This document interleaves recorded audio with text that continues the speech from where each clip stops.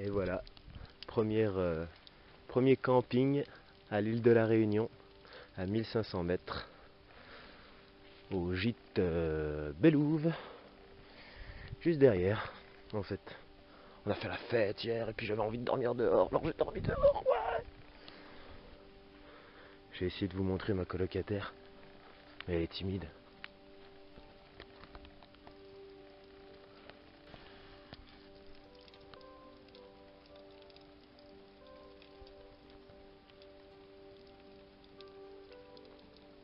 Bon, elle est mignonne.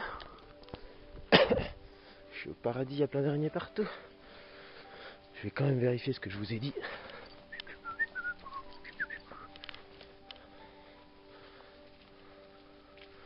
C'est ça, donc le gîte de Belouve. Vous êtes ici. Je suis ici. Voilà, on est ici, à côté de Helbourg, en fait. Et aujourd'hui, on va marcher vers là-dedans, peut-être jusqu'au trou de ferme, ça m'étonnerait. On verra, c'est un petit peu loin. Et voilà. C'est pas beau ça? Petite tente. À l'île de la Réunion. On est content, on est heureux d'être content. Petite tente.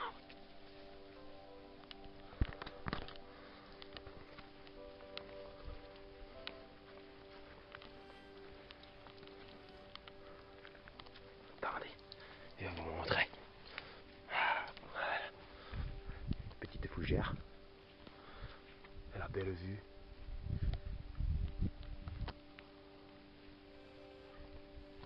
Voilà. Premier camping à l'île de la Réunion. 1500 mètres. Et le gîte. Oh yeah!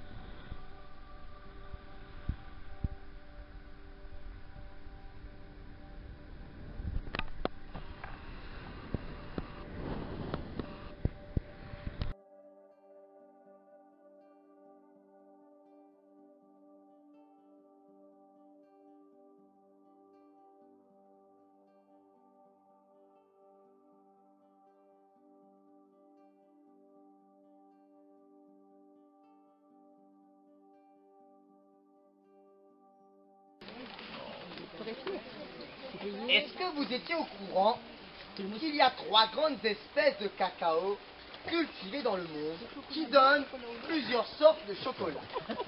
On donne en premier lieu celui qui fait 80 à 90% de la production mondiale, celui qu'on appelle le Forastero.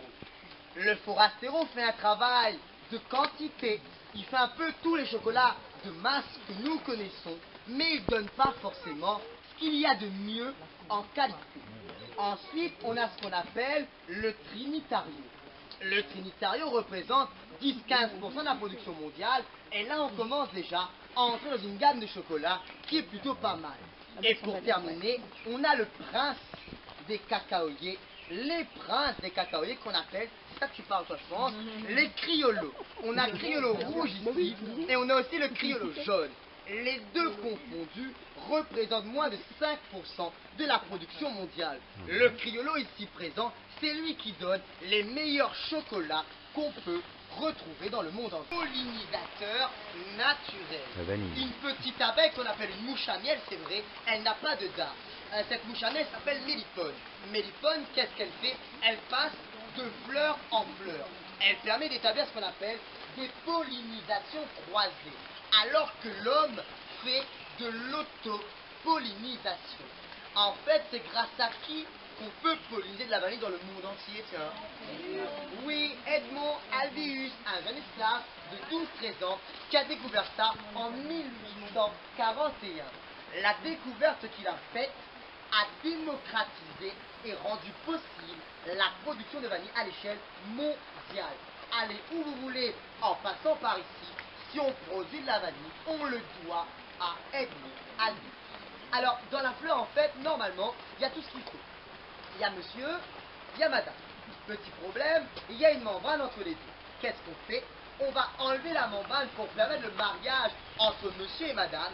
Une fois le mariage établi, ça prend 7 à 8 semaines avant que la gousse prenne sa forme et sa longueur finale. Mais ce n'est que 8 à 10 mois plus tard que le premier stade de maturité commence à se faire sentir. En fait, la molécule qu'on retrouve à l'intérieur, qu'on appelle la eugénol, historiquement, l'appellation eugénol venait d'une sage-femme qu'on appelait Eugénie. Eugénie, qu'est-ce qu'elle faisait? Elle utilisait des huiles essentielles à base de clous de girofle pour calmer les contractions des femmes qui étaient sur le point de donner la vie. C'était utilisé dans le processus même de l'accouchement à une époque et encore dans certaines parties du monde à l'heure actuelle où je vous parle. Il faut savoir que le clou de girofle que vous consommez est un bouton floral. On ne laisse pas le temps de faire sa fleur, encore moins le temps de faire son fruit. C'est récolté quand il y a la petite boule dessus au bouton floral. C'est à ce stade-là qu'il y a le plus de saveur, d'huile essentielle et de principes actifs à l'intérieur. D'ailleurs, une infusion des feuilles ou une décoction des clous, faire bouillir quoi, les deux refroidis, bu à jeun le matin, c'est excellent pour lutter efficacement contre les remontées d'acide de l'estomac.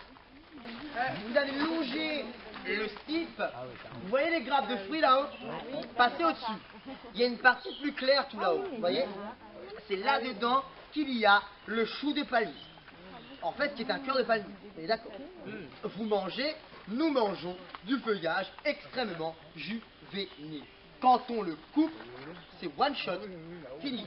On coupe, on replante. 4 à 7 ans après la germination pour obtenir un palmier qui est mangeable. Oui, lui a une soixantaine d'années, lui sans doute une quarantaine, une cinquantaine. Il faut savoir que ces palmiers-là sont des reliques, on n'y touche plus. On prend les tout petits. Il y a une tête peut-être au-dessus de moi, on sectionne et c'est utilisé. C'est pas plus grand que ça. Alors, il faut savoir que ce palmiste rouge-là n'est pas le seul de sa famille, on va dire, de son espèce-là, à être consommé. Par contre, ses cousins sont protégés par des arrêtés ministériels. Il faut savoir que lui-même est protégé et il faut qu'il y ait un poinçon dessus. Normalement, quand vous l'achetez, il a un cousin qu'on appelle Acanthophonix crinita, c'est le palmiste noir des hauts, qui est extrêmement protégé. Normalement, on n'y touche pas. Ensuite, il y a l'Acanthophonix roussei, qu'on appelle le palmier roussel, qui porte le nom d'un monsieur qui a contribué en fait à sa préservation. Voilà, il y a 3 Acanthophonix à la Réunion. Et lui, c'est rubra pour rouge en fait, palmiste rouge.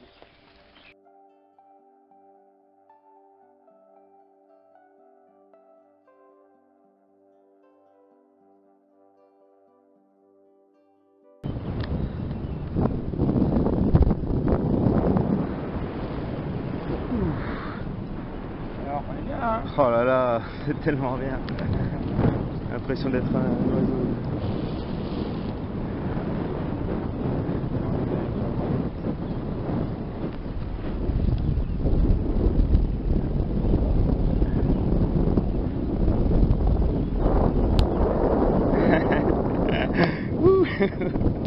Oh putain. Ça, c'est le jardin botanique. Tout le parc. Un conservatoire. Un d'espèces endémiques de la région.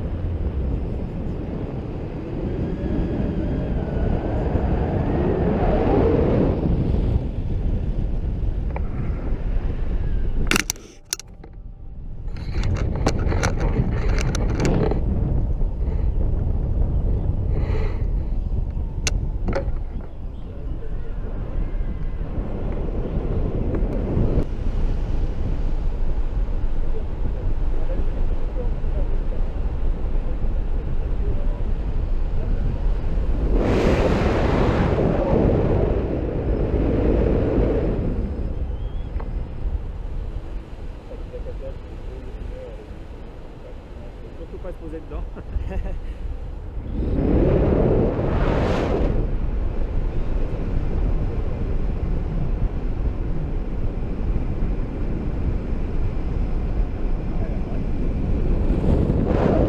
Regarde toujours vers où tu veux aller. Si tu veux à la gauche, d'abord on tourne la tête à gauche. On regarde